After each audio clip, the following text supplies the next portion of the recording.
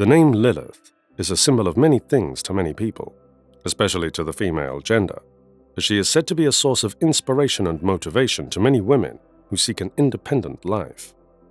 But the question is, who is Lilith really, and why is she considered a controversial figure?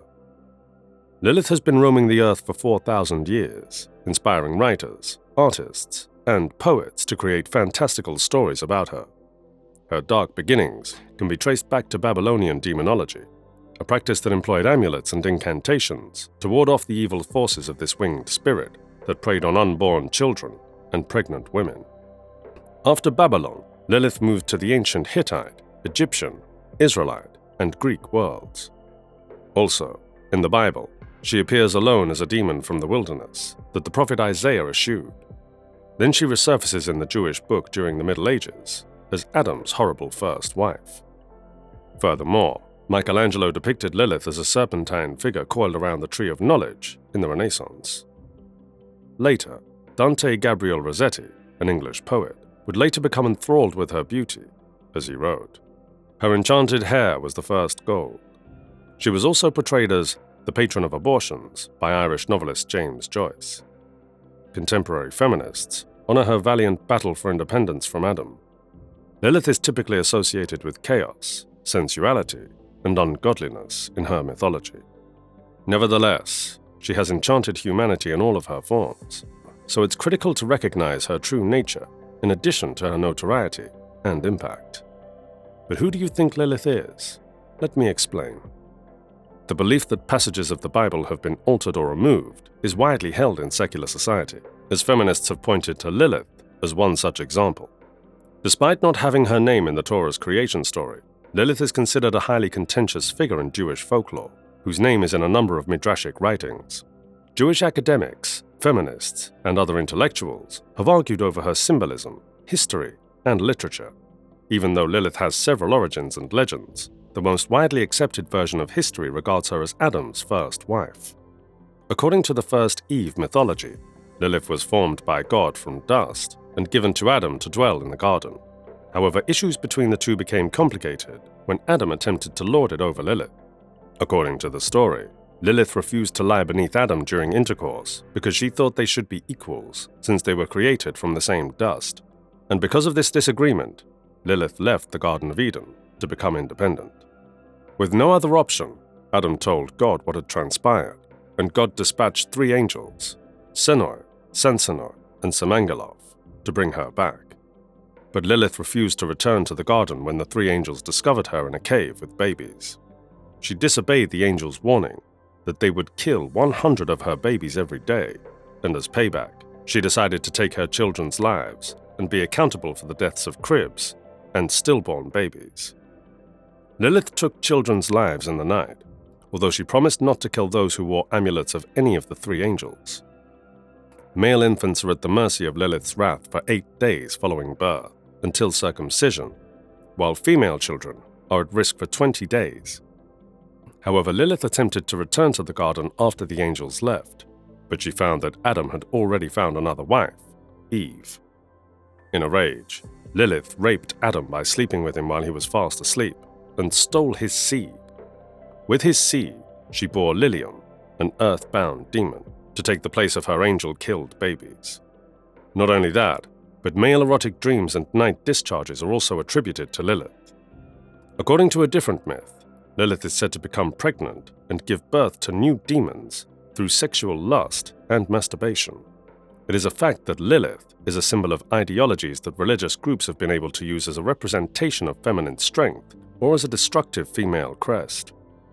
Lilith is seen by many feminists as the first woman to become independent from the power and control of men. In the creation story, she ran from the garden despite the consequences because she wouldn't let Adam dominate her. She also had to give up her babies in order to keep her freedom, and as payback, she stole Adam's seed.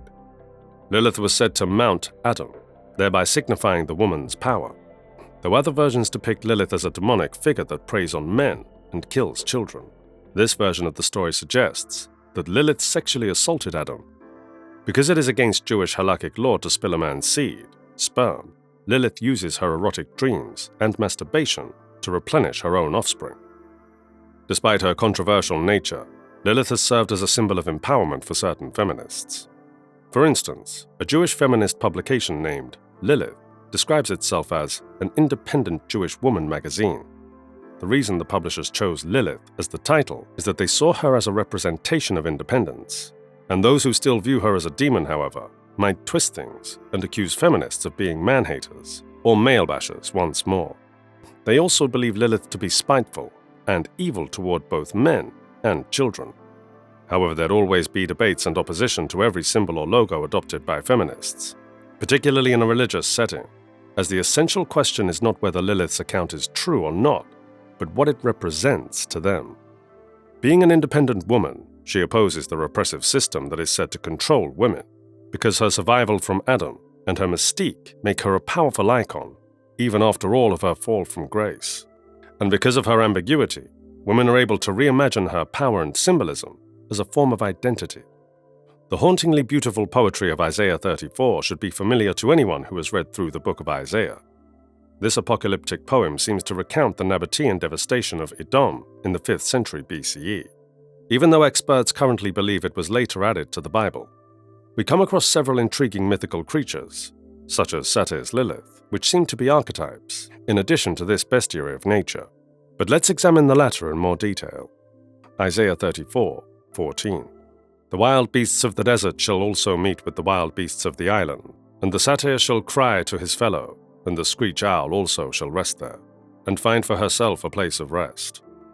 It's important to note, first of all, that Lilith has multiple appearances in Jewish texts. She makes an appearance in the Song for a Sage, an apocryphal text discovered at Qumran. It reads as follows, with a slightly more violent setting and images of devastation and desolation. And I, the instructor, proclaim his glorious splendor so as to frighten and to terrify all the spirits of the destroying angels, spirits of the bastards, demons, Lilith, howlers, and desert dwellers, and those which fall upon men without warning to lead them astray from a spirit of understanding, and to make their hard and their desolate during the present dominion of wickedness.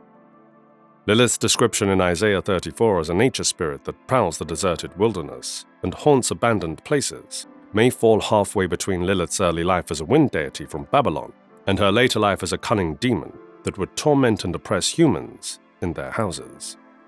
Even though Lilith is described as a wicked demon in the Bible, there are many schools of thought as to who she is.